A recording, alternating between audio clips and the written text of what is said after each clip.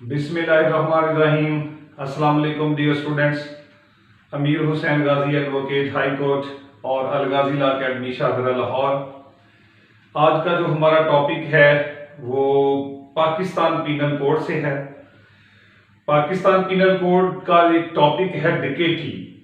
आज उसके बारे में हमने बात करनी है कि डिकेटी होती क्या है और डिकेटी की मुख्तलिफ फॉर्म्स क्या हैं और डिकेटी की पनिशमेंट क्या है।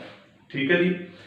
तो ये वाला जो आज का टॉपिक है, चूंकि पाकिस्तान पीनल कोड जो है डियर स्टूडेंट्स वो सिविल जज के अंदर भी आपका एक सब्जेक्ट है और इसके अलावा जो हमारा एडीपीपी है, डीडीपीपी है, एएसजे है, इन सब का वो हिस्सा है। इसके अलावा जो हमारे एलएलबी के स्टूडेंट्स हैं पार्ट 3 के, वहां पे एक सब्जेक्ट है उनका क्रिमिनल लॉ, तो वहां पे भी पीपीसी जो है वो एक सब्जेक्ट के तौर पे शामिल की गई है। लिहाजा इस टॉपिक की जो है वो बहुत ज्यादा अहमियत है, क्योंकि हमने हर लिहाज से जो है वो इसको देखना है और तमाम जो जरूरी पेपर्स हैं हमारे, उनके अंदर ये बतौर सब्जेक्ट पूछा जाता है। ठीक है जी। तो चलते हैं जी कि व्हाट इज डिकेटी। इससे पहले भी हमने डियर स्टूडेंट्स अपना एक लेक्चर रिकॉर्ड करवाया है, वो रॉबरी के बारे में है। तो हम जो रॉबरी का जो हमारा कह लें कि जो ऑलरेडी हम अपना लेक्चर अपलोड करवा चुके हैं, उसको मैं इसके डिस्क्रिप्शन में डाल दूंगा। इसके अलावा एक और बहुत अच्छी जो आपके लिए बात ये है कि अलगाजी लॉ अकेडमी ने पाकिस्तान पीनल कोड की एक प्ले लिस्ट तैयार की हुई है। वो प्ले लिस्ट हमारे यूट्यूब चैनल के ऊपर दस्तयाब है, हमने उसको पब्लिक किया हुआ है। तो जितने भी टॉपिक हैं आपको सारे वहां पे मिल जाएंगे, आपको उनको तलाश करने की जरूरत नहीं होगी। ठीक है जी। तो डिकेटी के अंदर हमने क्या पढ़ना है, सबसे पहले डिकेटी का इंट्रोडक्शन होगा, उसके बाद डिकेटी की रेलेवेंट प्रोविजंस जो है वो देखी जाएंगी, उसके बाद डिकेटी की डेफिनेशन देखी जाएगी, उसके बाद डिकेटी के सिग्निफिकेंट फीचर्स देखे जाएंगे जिसको आप एसेंशियल फीचर कहते हैं, उसके बाद इसकी इलस्ट्रेशंस कोई एग्जांपल्स देखेंगे, इसके बाद नोटेबल लीगल एस्पेक्ट्स ये देखेंगे ये क्या होता है, फिर पनिशमेंट्स देखेंगे और उसके बाद इस्लामिक कॉन्सेप्ट देंगे, एंड पे हम इसका कंक्लूजन ड्रॉ कर देंगे। ठीक है जी। सो इंट्रोडक्शन जो है, डिकेटी बेसिकली जो है एक चोरी ही का नाम होता है। ठीक है जी। और चूंकि यहां पे जो नंबर ऑफ पर्सन है उनका डिफरेंस होता है। ठीक है। तो अगर नंबर ऑफ पर्सन जो है वो 5 या 5 से ज्यादा हो जाते हैं तो वही चोरी हम उसको डिकेटी कवर करते हैं। बेसिकली जो डिकेटी है ये एग्रेवेटेड फॉर्म है रॉबरी की। रॉबरी की एक सीवियर फॉर्म है, रॉबरी की एक वर्स फॉर्म है। ठीक है, यानी ये रॉबरी से ज्यादा सख्त है। और जिस तरह चोरी या रॉबरी को जो है वो पसंद नहीं किया गया, इस तरह डिकेटी भी उसी जिम्मे में आती है। रियासत की यह जिम्मेदारी होती है कि वो अपने शहरियों को उनके जो प्रॉपर्टी राइट्स हैं उनको सेव करे, उनकी लाइफ को सेव करे, उनकी प्रॉपर्टी को सेव करे और उनको इन बिहेवियर से, इन क्रिमिनल से प्रोटेक्ट करे। जो हमारा जो आर्टिकल 24 है कॉन्स्टिट्यूशन का, वो प्रॉपर्टी राइट्स ही की बात करता है। ठीक है जी। और इसके अलावा इस्लाम में भी जो है इसको सख्ती से मना किया गया है। वो हम इंशाल्लाह आगे इस्लामी कॉन्सेप्ट के अंदर ये बात बताएंगे। तो जब भी डिकेटी की आप इंट्रोडक्शन लिखे गए तो ये चीजें उसका हिस्सा आपने बनाना है। नेक्स्ट है जी रेलेवेंट लॉ क्या है डिकेटी का। तो डिकेटी का रेलेवेंट लॉ मुख्तलिफ है, जरा सुनिएगा। सेक्शन 391 और सेक्शन 395 से लेके 400 तक और सेक्शन 402 ये पीपीसी के सेक्शन हैं जो कि रेलेवेंट हैं। इसके अलावा आर्टिकल 24 है कॉन्स्टिट्यूशन का, वो भी रेलेवेंट है। इसके अलावा जो हमारे पास है offences against property, enforcement of Hudood ordinance है 1979 का, और उसकी सेक्शन हैं 15, 17 और 20, ये भी डिकेटी से रिलेटेड है। ठीक है जी। तो ये था रेलेवेंट लॉ। आगे चलते हैं डेफिनेशन के अंदर। डेफिनेशन जो है वो हमारी डिकेटी जो है उसकी डेफिनेशन 391 के अंदर मौजूद है। डियर स्टूडेंट्स, जब भी आप कमरा इम्तिहान में बैठे हैं आपने डकैती की जो क्वेश्चन है वो अटेम्प्ट कर रहे हैं, तो फिर याद रखिएगा कि डकैती जो है ना, इसकी डेफिनेशन जो बेयर एक्ट में लिखी हुई है वो आपको हर हाल में लिखनी पड़ेगी। ठीक है, अपने पास से जो है वो उसको आपने नहीं लिखना, जो बेयर एक्ट की लैंग्वेज है जिस तरह भी लिखी हुई है उसी तरह आपने हूबहू अपने एग्जाम के अंदर लिखनी है। डेफिनेशन की रिक्वायरमेंट ये होती है। ओके जी, तो 391 की जो भी डेफिनेशन लिखी हुई है उसको आपने हूबहू वैसे ही लिखना है। आगे है जी सिग्निफिकेंट फीचर्स।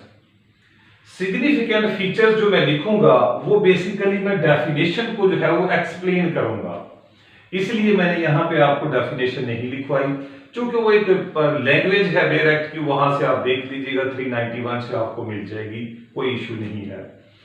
ठीक है, आगे मैंने देखना है सिग्निफिकेंट फीचर्स इसके क्या है। ये सिग्निफिकेंट फीचर्स मैं कहां से लूंगा, मैं उसकी डेफिनेशन से लूंगा। तो जो डेफिनेशन के अंदर बात हुई है वो मैं अभी इसको एक्सप्लेन करने लगा हूं। ठीक है जी, तो ये मेन चीज होगी आज के हमारे इस टॉपिक की। तो सिग्निफिकेंट फीचर्स क्या है, सबसे पहली बात जी जो बड़ी काबिले गौर है वो ये है कि जब भी आप डकैती को हम डिफाइन करते हैं, जब भी डकैती को हम आगे लेके इसके फीचर्स लिखते हैं, तो याद रखिएगा कि डकैती बेसिकली जो है वो रॉबरी ही होती है। रॉबरी में चूंकि 5 से कम पर्सन होते हैं इसलिए वो रॉबरी कहलाती है, और डकैती में वही रॉबरी जो है अगर उसमें 5 या 5 से ज्यादा पर्सन हो जाए तो वो डकैती हो जाती है। ठीक है, तो डकैती के लिए कुछ बड़ी अहम तरीन चीजें हैं, वो आपके जहन में आ गई तो इंशाल्लाह ये कोई टॉपिक जो है वो मुश्किल नहीं होगा। एक तो ये है कि इट इज अ रॉबरी, पहली बात। दूसरी ये है कि the number of persons shall be 5 and more then 5, और तीसरी बात है कॉन्जाइंटली, कि उन्होंने मिलकर ये ऑफेंस किया हुआ है कॉन्जाइंटली। फिर यहां पे एक चीज है प्रेजेंस एट द प्लेस, ये भी बड़ी अहम चीज उन्होंने बयान की है। फिर उन्होंने कहा जी aiding of the commission of the robbery, अगर उसको रॉबरी की एड करने में भी उन्होंने मदद की है, सॉरी एड करने में भी वो साथ रहे हैं, तो ये भी जो है वो हमारी डकैती हो जाती है। तो ये 4-5 चीजें जो है वो इंतहाई अहम हैं जो आज हमने डकैती के अंदर डिस्कस करनी है। ठीक है जी, तो सबसे पहला जो आंसर हम डकैती के अंदर एक्सप्लेन करेंगे वो होगा जी नंबर ऑफ एक्यूज्ड। पहला असेंशियल इसका जो है हम लिखेंगे वो होगा जी नंबर ऑफ एक्यूज्ड पर्सन। जो नंबर ऑफ एक्यूज्ड पर्सन है वो 5 और मोर है। ठीक है जी, ओके, यानी 5 या 5 से ज्यादा लोगों ने रॉबरी कमिट की है तो वो डकैती हो जाती है। तो अब रॉबरी क्या है, रॉबरी का ऑलरेडी हमारा जो है वो एक लेक्चर अपलोड है, उसको देख लीजिएगा, बड़ी जबरदस्त तरीके से हमने उसको डिफाइन किया है। हमने कहा है कि रॉबरी 2 तरह से है, when theft is robbery and when extortion is robbery. तो वो लेक्चर भी हमारा सुन लीजिएगा, वो सुनने के बाद जो है वो आप डकैती के ऊपर आइएगा। ठीक है जी, तो जब 5 या 5 से ज्यादा लोग जो रॉबरी कमिट करते हैं तो फिर ये क्या हो जाता है, इट बिकम्स डकैती। ओके जी, पहली बात ये है। दूसरी बात ये है कॉन्जाइंटली। ये जो 5 और 5 से ज्यादा पर्सन हैं इन्होंने कॉन्जाइंटली जो है वो रॉबरी कमिट की है, मिलके यूनाइटेड होके इन्होंने जो है वो ऑफेंस कमिट किया है। अब ये 5 या 5 से ज्यादा लोग मिलके इकट्ठे मिलके एक जुर्म जो कर रहे हैं, रॉबरी जो कर रहे हैं, वो रॉबरी किस में तब्दील हो जाती है, डकैती के अंदर तब्दील हो जाती है। अब ये जो लफ्ज कॉन्जाइंटली है इसकी डेफिनेशन जो है जरा नोट कर लीजिएगा, लेटेस्ट व्यू में आपके सामने रखने लगा हूं। ये है जी अंसर बनाम सरकार 2023 SCMR, पेज नंबर है 929, सुप्रीम कोर्ट की जजमेंट है। वहां पे वो लिखते हैं use of word conjointly in section 391-397 PPC indicates that 5 or more persons or decades act with knowledge, consent and in aid of one another or pursuant to an agreement or understanding that is unitedly। वो कहता है कि पांच या, चूंकि conjointly का जो लफ्ज है वो 391 डिकेटी की डेफिनेशन में है और मर्डर विद डिकेटी 396 के अंदर भी ये लफ्ज इस्तेमाल हुआ है। सो conjointly वो कहते हैं कि पांच या पांच से ज्यादा लोग एक नॉलेज रखते हैं, सब की कंसेंट है और सब एक दूसरे को जो है वो उसकी मदद करने को तैयार हैं। और ये मदद करने को तैयार इसलिए है कि इनके दरमियान को अंडरस्टैंडिंग हो गई है, कोई एग्रीमेंट हो गई है कि हमने ये जुर्म जो है वो कमिट करना है। ठीक है, तो इसको हम क्या कहते हैं, कॉन्जाइंटली। ये जो लेटेस्ट व्यू था वो मैंने आपको दे दिया है 2023 का। आगे चलते हैं। एक और बात यहां पे याद रख लीजिएगा, हमारे पास बड़ा जबरदस्त जो है वो एक मुआद है यहां पे कि अगर नंबर ऑफ पर्संस, मुद्दई या प्रोसिक्यूशन जो है वो नंबर ऑफ पर्सन 5 या 5 से ज्यादा साबित नहीं कर सकती, यानी वो साबित करती है 3 या 4 लोग थे, तो फिर ये डिकेटी जो है वो अल्टर्ड इनटू द रॉबरी, तो वो ऑफेंस क्या हो जाएगा, रॉबरी में तब्दील हो जाएगा। यहां पे एहतियात करनी है, जब भी अपनी एफआईआर लिखनी है तो नंबर ऑफ पर्सन के ऊपर जरूर गौर करना है। अगर आपने नंबर ऑफ पर्सन कम लिखे 5 से या आप साबित ना कर सके तो फिर ये रॉबरी में तब्दील हो जाएगी, 392 की सजा मिलेगी उसको। ये वाला कॉन्सेप्ट मैं कहां से बता रहा हूं, मैंने बताया ही 1967 पीएलडी पे नंबर 528 ढाका हाई कोर्ट का फैसला है और हचीमिया वर्सेस स्टेट ये केस है जी हमारे पास। ठीक है जी, इसके बाद पहला तो मैंने आपको एसेंशियल, 2 मैंने एसेंशियल आपको बता दिए हैं कि भाई ये है। ठीक है, अब तीसरा जो सिग्निफिकेंट फीचर मैं आपको बताने लगा हूं उसको हम कहते हैं जी एक्टिव पार्टिसिपेशन। Active participation. ठीक है जी, कि जो भी बंदा जिसको आप कह रहे हैं कि भाई ये डकैती के अंदर मुलव्वस है, वो 5 और 5 से ज्यादा लोग एक्टिवली जो है वो परफॉर्म कर रहे हो डकैती को। एक केस लॉ है हमारे पास AIR 1917 नाग 81। ठीक है जी, तो इसके अंदर जो है उन्होंने कहा है कि मियर प्रेजेंस, मियर एसोसिएशन जो है ये डकैती में लाइबिलिटी नहीं है। लाइबिलिटी क्रिएट करनी है तो उसका एक्टिव रोल या स्पेसिफिक रोल आपने साबित करना है। ठीक हो गया जी, तो यहां पे ये वाली जो बात मैंने आपको बता दी है कि एक्टिव रोल जो है उसका होना चाहिए या एक्टिव पार्टिसिपेशन होनी चाहिए। मियर एसोसिएशन जो है वो उसको लायबल नहीं करती। ठीक है, वो साइटेशन भी मैंने आपको बता दी है। इसके अलावा एक्टिव पार्टिसिपेशन के अंदर एक और बात सुनिएगा, accused in his confessional statement had confessed his participation in the decaying from start to end। ठीक है जी, तो ये भी क्या है, ये एक्टिव पार्टिसिपेशन है। ये बताता हूं, एक्सप्लेन करता हूं। अली शेर उर्फ अजब अली बनाम सरकार 1994 SCMR 1884 supreme court. Active participation, मैंने कहा कि मियर एसोसिएशन बात नहीं है, एक्टिव रोल जो है उसका बताना है। तो एक्टिव रोल क्या है, वो कहता है कि जी वो अपनी प्रोफेशनल जो कन्फेशनल स्टेटमेंट है उसके अंदर मुल्ज़म ये कहता है कि भाई मैं शुरू से लेकर एंड तक मैं उस डकैती का हिस्सा रहा हूं और मैंने उसमें जो है वो एक्टिवली परफॉर्म किया है। तो ये वाली जो बात है वो कहते हैं कि अगर आपने डायरेक्ट और सर्कमस्टांशियल एविडेंस से साबित कर दी तो वो जुर्म क्या बन जाएगा, डकैती बन जाएगी। ठीक है जी, आगे जी एक और बात, नेक्स्ट जो इसका एसेंशियल है वो है जी presence at the place. Presence जो है ये भी बड़ी जो फिजिकल प्रेजेंस है जी, फिजिकल। ठीक है जी, फिजिकल प्रेजेंस या फिजिकल पार्टिसिपेशन डकैती के लिए ये बड़ा अहम एलिमेंट है कि accused must be present at the place and at the time of the occurrence. उसको वहां पे एक्टिवली मौजूद होना चाहिए।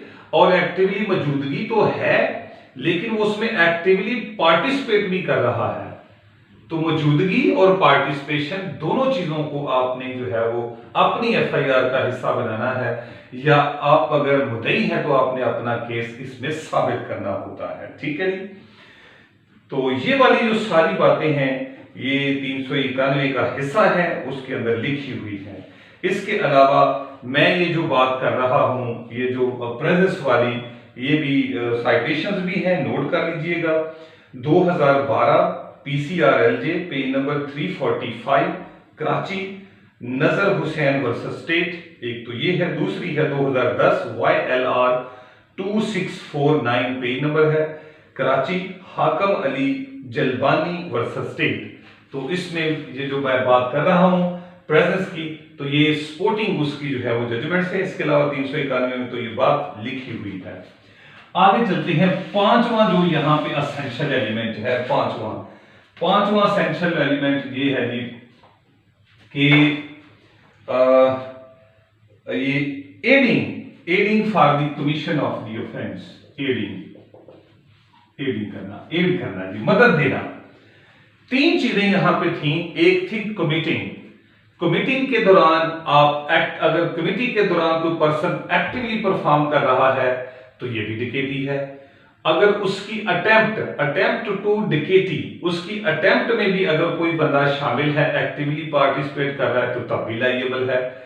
फिर तीसरी बात आ गई एडिंग के अंदर कोई बंदा जो है वो शामिल है, aiding for the commission of the offence of dacoity, aiding में भी कोई बंदा शामिल है तो वो भी लायबल है। कमीशन, अटेम्प्ट और एडिंग, तीनों के अंदर वो बंदा शामिल है तो वो क्या हो गया, डिकेट हो गया, और ऑफेंस क्या हुआ, डिकेटी हुई। ठीक है जी। और यहां पे एक साइटेशन भी है हमारे पास, बड़ी जबरदस्त है, नोट कर लीजिएगा।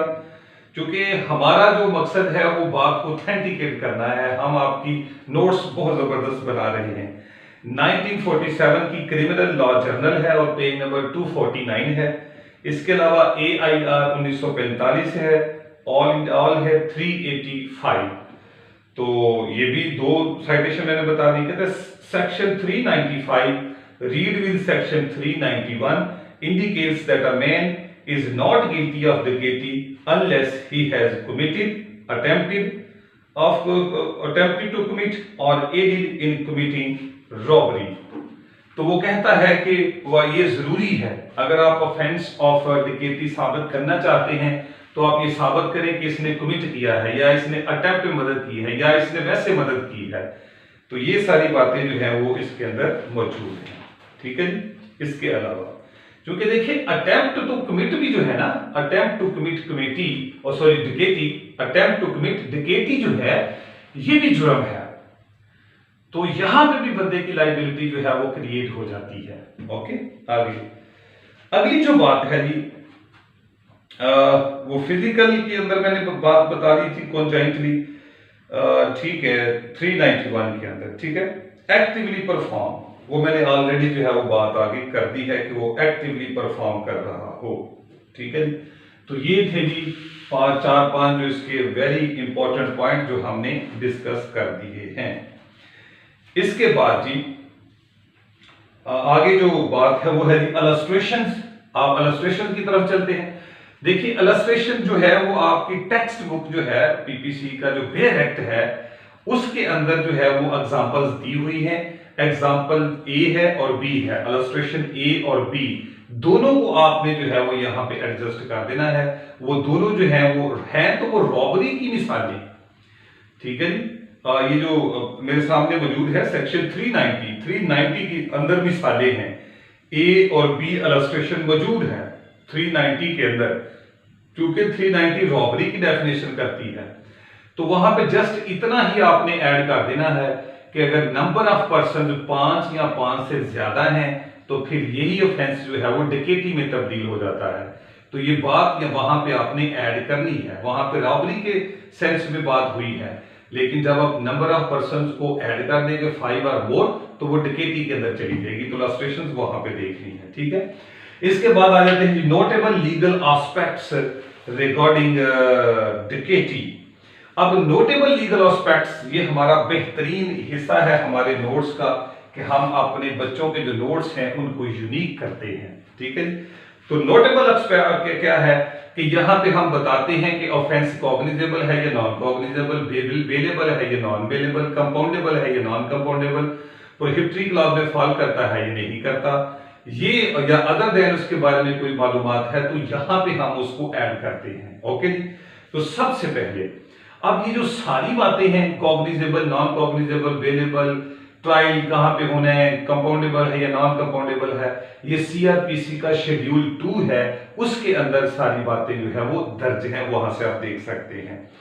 तो सबसे पहले है चलते हैं जी कि देखते हैं कि ये कॉग्निजेबल ऑफेंस है या नहीं है। तो नोट कर लें, सेक्शन 395 और 395 से लेके 400 तक और 402, ये सारे के सारे क्या हैं, कॉग्निजेबल ऑफेंसेस हैं। ओके, आगे आगे आगे चलते हैं जी। नॉन बेलेबल ऑफेंस 395 से लेके 400 तक और सेक्शन 402, ये सारे नॉन बेलेबल हैं। और नॉन कंपाउंडेबल 395 से लेके 400 तक और 402, ये सारे नॉन कंपाउंडेबल हैं। आगे ट्रायल कोर्ट, ट्रायल कोर्ट कौन सा होगा इनका, तो ट्रायल कोर्ट में लिखा है कि सेक्शन 395 से लेके 400 सॉरी सेक्शन 395 से लेके 400 तक और सेक्शन 402, ये सेशन ट्रायल में फॉल करते हैं। ओके जी, आगे प्रोहिबिटरी क्लॉज देखना है कि ये प्रोहिबिटरी क्लॉज में फॉल करते हैं या नहीं। सेक्शन 395, 396, 399, 400, ये सारे के सारे सेक्शन जो हैं वो fall under prohibitory clause of section 497(1) कि ये सारे प्रोहिबिटरी क्लॉज में, प्रोहिबिटरी क्लॉज क्या है, ये सेक्शन 497(1) है सीआरपीसी का, जिसमें लिखा हुआ है कि अगर जो जुर्म की सजा डेथ सेंटेंस है, इम्प्रिजनमेंट फॉर लाइफ है या 10 ईयर है या मोर है, वो प्रोहिबिटरी क्लॉज कहलाते हैं। तो ये जो सेक्शन बताए हैं ये प्रोहिबिटरी क्लॉज के हैं। आगे फिर सेक्शन 397, 398 और 402, 397, 98 और 402, 402, ये सेक्शन जो है वो नॉन प्रोहिबिटरी है, ये नोट कर लीजिएगा। ठीक है, आगे चलें, स्टोलन प्रॉपर्टी। अगला जो हमारे पास नोटेबल लीगल एस्पेक्ट है वो स्टोलन प्रॉपर्टी। सेक्शन 410 है पीपीसी, जो कहता है the property obtained in case of डिकेटी is called stolen property। तो ये एक इसका another जो नोटेबल लीगल एस्पेक्ट्स है। एक और नोटेबल लीगल एस्पेक्ट्स है वो है gang of dacoits. The persons who belong to group of persons associated for the purpose of habitually committing deceit shall be called as gang of deceits। जो habitually committing deceit में बंदे शामिल हैं, habitually करते हैं, वो gang of deceits कहलाते हैं। ठीक हो गया जी। तो ये थे जिन नोटेबल लीगल एस्पेक्ट्स, 8 मैंने आपको बता दिए हैं नोटेबल लीगल एस्पेक्ट्स, आपका जबरदस्त मटेरियल बन गया। आगे चलते हैं जी पनिशमेंट्स के ऊपर, सजाएं क्या हैं इनकी। ठीक है, तो पनिशमेंट्स को जब भी लिखना है तो मैंने ये बात आपको बताई थी कि पहले आपने उसका सेक्शन ऑफ लॉ बताना है। ठीक है, और फिर उसका जो है वो आपने ग्राउंड्स बतानी है और फिर उसकी जो है वो आपने पनिशमेंट लिखनी है। इस तरह आपने इलेबोरेट करना है। तो मैं एक की एक आपको जरा समझाने लगा हूं, वो है जी कमीशन ऑफ डिकेटी। तो हेडिंग हमारे पास हुई कमीशन ऑफ डिकेटी। ठीक है जी, डिकेटी ये हमारी मेन हेडिंग हुई। एक सजा बयान करने लगे हैं। इसका जो सेक्शन ऑफ लॉ है वो 395 है और इसकी जो ग्राउंड्स हैं वो सारी की सारी वो ग्राउंड्स हैं जो कि 391 में बयान की गई हैं, जो मैंने अभी जिनको बयान किया है। तो वो ग्राउंड्स भी आप यहां पे लिख सकते हैं कि the person who commits dacoity shall be punished under section 395। तो ग्राउंड है डिकेटी की, जो ग्राउंड डिकेटी के जो असेंशियल्स हैं वही इनकी ग्राउंड्स बन जाएंगे। ठीक है, आगे पनिशमेंट, फिर यहां पे उसकी हम पनिशमेंट लिख देंगे। ठीक है, तो इस तरह आपने इसको एक्सप्लेन करना है, हर सेक्शन को इस तरह एक्सप्लेन करना है। तो चलिए चलते हैं जी। डकैती की जो पनिशमेंट है वो पहली है जी इम्प्रिजनमेंट फॉर लाइफ, एक ये है, and shall also be liable to fine. Imprisonment for life and shall also be liable to fine. दूसरी जो सजा है वो shall rigorous imprisonment shall not be less than 4 year and more than 10 years. Rigorous imprisonment होगी लेकिन 4 साल से कम नहीं होगी और 10 साल से ज्यादा नहीं होगी और साथ जुर्माना होगा। ठीक है जी, ये एक्सप्लेन कर दिया है। आगे चलते हैं, अगली सजा है जी वो मर्डर ड्यूरिंग डकैती।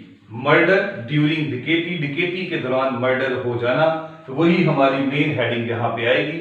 अब इसमें चलते हैं कि इसमें सेक्शन ऑफ लॉ कौन सा है, तो ये बात हम करने लगे हैं सेक्शन 396 की बात होने लगी है।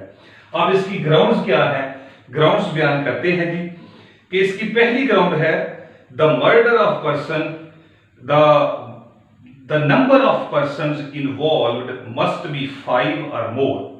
5 या 5 से ज्यादा बंदे होने चाहिए। उन्होंने क्या किया है, सच पर्संस आर कॉन्जाइंटली कमिटिंग डकैती, conjointly committing डकैती, anyone, 5 या 5 से ज्यादा बंदे हैं और उन्होंने मिलकर डकैती की है। फिर क्या हुआ, anyone, उनमें से एक, और more of such person, एक या एक से ज्यादा ने क्या किया, commits murder in so committing डकैती। तो उन्होंने कमिट जो डकैती कमिट करते हुए उन्होंने जनाब एक ने या एक से ज्यादा ने मर्डर कमिट कर दिया है। ड्यूरिंग डकैती मर्डर होना चाहिए, उससे पहले नहीं होना चाहिए। ड्यूरिंग डकैती की बात हो रही है तो फिर उसको 396 के अंदर सजा दी जाएगी। ठीक है जी, 396। यहां पे एक और बात काबिल गौर है, ये साइटेशन नोट कर लीजिए जो बड़ी अहम है। यहां पे 2023 SCMR 929 पेज नंबर है, सुप्रीम कोर्ट की है, आंसर बनाम सरकार। इसको जरूर याद रख ले, लेटेस्ट जजमेंट है, इसमें लिखा हुआ है कि डकैती के दौरान अगर एक बंदा या एक से ज्यादा जो है वो मर्डर कमिट करते हैं तो सारे जो पर्सन है वहां पे डकैट्स हैं, उन सब की लाइबिलिटी मर्डर के अंदर बन जाएगी। ठीक है, तो सब लाइएबल होंगे। ओके, आगे चलते हैं नेक्स्ट। तो इसकी 396 की ग्राउंड्स मैंने बता दी। आगे पनिशमेंट्स पे चलते हैं। पनिशमेंट है जी इसकी डेथ सेंटेंस। ओके, नंबर 2 पे है जी imprisonment for life and fine. Number 3 पे है shall not be rigorous imprisonment shall not be less than 4 year and more than 10 year।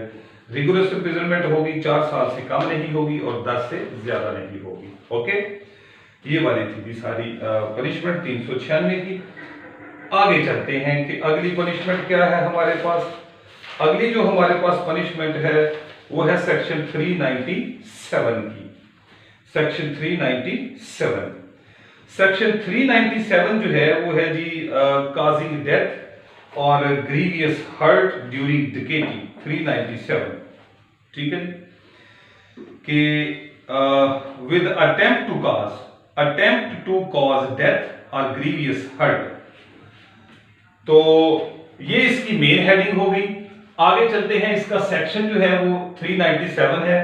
अब इसकी ग्राउंड्स पे चलते हैं। ग्राउंड्स है जी यूज ऑफ डेडली वेपन्स, एक तो ये यूज होना चाहिए और फिर उसके क्या हुआ, causing the grievous hurt to the victim, कि या एनी पर्सन, किसी भी पर्सन को जो है वो वहां पे ग्रीवियस हर्ट काज हुई है, या अटेम्प्ट टू कमिट डकैती, अटेम्प्ट टू कमिट डेथ हुई है। 3 चीजें हैं। डेडली वेपन यूज हुआ, उस डेडली वेपन से जो है वो किसी को ग्रीवियस हर्ट काज हुई, और ये ग्रीवियस हर्ट जो है वो अटेम्प्ट टू कमिट डेथ के जिम्मे में आती है। ठीक है, तो ये 3 ग्राउंड्स हैं। आगे इसकी पनिशमेंट क्या है, पनिशमेंट है इसकी shall not be less then 7 years, तो 7 साल से कम नहीं होगी। आगे 398 के ऊपर चलते हैं। तो इसकी है जी अटेम्प्ट टू कमिट रॉबरी और डकैती आर्म्ड विद डेडली वेपन। ये इसकी मेन हेडिंग होगी कि डकैती या रॉबरी करते हुए बंदा आर्म्ड विद डेडली वेपन है, उसने अटेम्प्ट की है, उसकी जो है वो सजा क्या होगी। तो सेक्शन ऑफ लॉ इसमें 398 है। ग्राउंड जो है वो मैंने आपको बता दी है कि अटेम्प्ट टू कमिट जो है वो रॉबरी है, आर्म्ड विद डेडली वेपन है, तो shell not be less then 7 years। Okay, robbery है, चूंकि नंबर ऑफ पर्सन 5 या 5 से ज्यादा हो जाएंगे तो ये रॉबरी क्या हो जाएगी, डकैती में तब्दील हो जाएगी।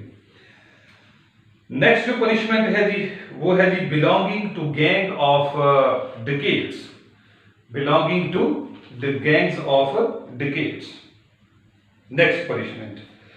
और ये वाला जी सेक्शन ऑफ लॉ है जी हमारे पास 400, सेक्शन 400 है। तो देखते हैं कि गैंग ऑफ डकैट की पनिशमेंट क्या होती है। तो ग्राउंड्स क्या है जिसकी, ग्राउंड्स यही है कि belonging to the gangs of dacoit. और इसकी जो पनिशमेंट है, पहली पनिशमेंट में लिखी है imprisonment for life and shall also be liable to fine. एक सजा ये है या ये भी दी जा सकती है, rigorous imprisonment which may extend to 10 years and shall also be liable to fine. 10 साल रिगोरस इम्प्रिजनमेंट और फाइन साथ जरूर होगा। नेक्स्ट जो पनिशमेंट है हमारे पास वो है assembling for the purpose of committing डकैती, डकैती करने के मकसद के लिए असेंबल होना, उनका इकट्ठा होना। ये है जी हमारे पास सेक्शन 402। ठीक है, तो यहां पे ग्राउंड ही क्या है, ग्राउंड है वही जी assembling for the purpose of committing dakaiti. तो उसके लिए 5 या 5 से ज्यादा बंदे इकट्ठे हुए हैं तो तमाम के तमाम लायबल हैं। इसकी सजा जो है वो रिगोरस इम्प्रिजनमेंट है 7 years, ठीक है जी, which may extend to 7 years, और फाइन होगा, shall be liable to fine. Okay जी, तो ये था जी डियर स्टूडेंट्स हमारे पास डकैती की पनिशमेंट्स के बारे में तमाम तर मालूमात। इसके बाद आ जाते हैं जी इस्लामी कॉन्सेप्ट। इस्लामी कॉन्सेप्ट जो है इसका, इसमें जरा पनिशमेंट के हवाले से भी सुन लें। इस्लामी कॉन्सेप्ट में ये भी पनिशमेंट्स के अंदर आएगा। ये ऑफेंसेस अगेंस्ट प्रॉपर्टी हदूद ऑर्डिनेंस 1979 है, उसकी सेक्शन 15 जो है वो डेफिनेशन करती है हरबा की। सेक्शन 15 जो है, ठीक है जी, वो हरबा को डिफाइन करता है। और सेक्शन 17 के अंदर अगर ये हरबा जो है वो लायबल टू हद है, यानी हद के जिम्मे में आता है, तो फिर इसकी सजा जो है वो 17 के अंदर लिखी हुई है। और वो बड़ी डिटेल है जी, वो आप उसको देख लीजिएगा, फिर कभी इसको सेपरेटली हम एक्सप्लेन करेंगे। और अगर ये हरबा लायबल टू हद नहीं है, लायबल टू ताजीर है, तो फिर इसकी जो सजा है वो सेक्शन जो है वो 20 के अंदर लिखी हुई है। ठीक हो गया जी। और वहां पे लिखा हुआ है कि ये हरबा या तो रॉबरी हो सकता है, या डकैती हो सकता है, या एक्सटॉर्शन है। तो इसलिए इस हवाले से इस सेक्शन को भी जो है वो आपने देखना है।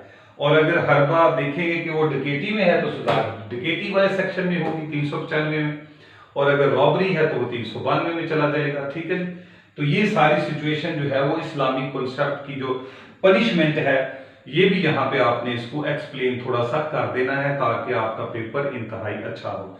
तो पनिशमेंट वाले सिमरे में यहाँ पे आप लिख देना इस्लामिक कॉन्सेप्ट, तो वहां पे ये बात आपने ड्रॉ कर देनी है। ठीक है, इसके अलावा एक और इस्लामिक कॉन्सेप्ट भी है जी रिगार्डिंग डकैती। तो डकैती बेसिकली एक थेफ्ट ही है, बस नंबर ऑफ पर्सन की बात हुई है।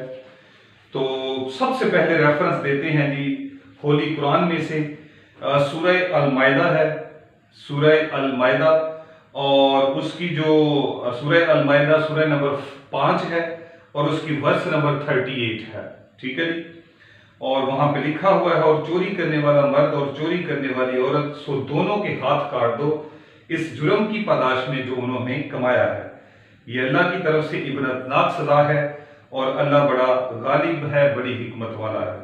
इसके अलावा सुन्ना में आ जाए, सुन्ना के अंदर बुखारी की बहुत ज्यादा हदीस हैं। हदीस नंबर है 6787, 4304, 3475 और 3733, ये भी है। और मुस्लिम शरीफ की है जी हदीस नंबर 4410 और इंटरनेशनल नंबर है 1688। इसके अलावा भी है जी बुखारी शरीफ की हदीस नंबर है 6810 और मुस्लिम शरीफ की जो है 208 और इंटरनेशनल नंबर है 57। तो ये सारी की सारी जो है वो इस्लाम 360 से आप देख लीजिएगा, बहुत ज़बरदस्त कलेक्शन है। तो ये था डियर स्टूडेंट्स आज का हमारा लेक्चर डिकेटी के बारे में।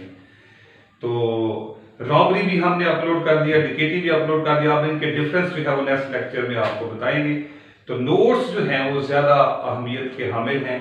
इसके नोट्स आप हमसे हासिल करें, फिर आपको हमारे लेक्चर की जो है वो बड़ी अच्छी तरह अंडरस्टैंडिंग होगी, बड़ी अच्छी तरह आप इसको समझ पाएंगे।